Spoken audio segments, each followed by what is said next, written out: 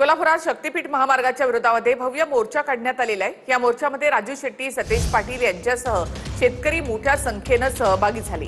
दसरा चौक ते जिल्हाधिकारी कार्यालयापर्यंत हा मोर्चा काढण्यात आला। जिल्हाधिकारी कार्यालयामध्ये शक्तीपीठ महामार्गासंदर्भात निवेदन देण्यात आलं।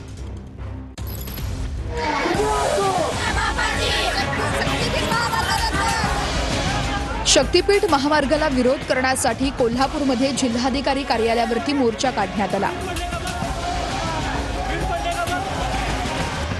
या मोर्चामध्ये छत्रपती शाहू महाराज, शेतकरी नेते राजू शेट्टी आणि काँग्रेस नेते सतेज पाटील सहभागी होते। आंदोलक आणि शेतकऱ्यांना नको असलेला शक्तीपीठ महामार्ग करू नये, कोणत्याही परिस्थितीमध्ये आम्ही हा मार्ग होऊ देणार नाही, अशी भूमिका सतेज पाटील आणि राजू शेट्टींनी घेतली।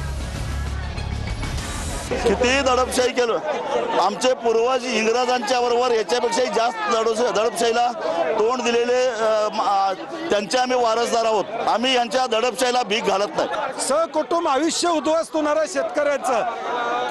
कुटुंब रस्त्यावर या ठिकाणी येणार आहेत। ज्या शेतीमधून आज आमच्या माता भगिनींचा उत्कर्ष झाला, शेतकऱ्याचा उत्कर्ष झाला, ते जर संपणार असेल तर या ठिकाणी सगळे रस्त्यावर उतरणार। कारण खातं एकनाथ शिंदेकडे आहे आणि निर्णय देवेंद्र फडणवीस घेतात, असा प्रॉब्लेम आहे। म्हणजे नाव कुणाचं घ्यायचं?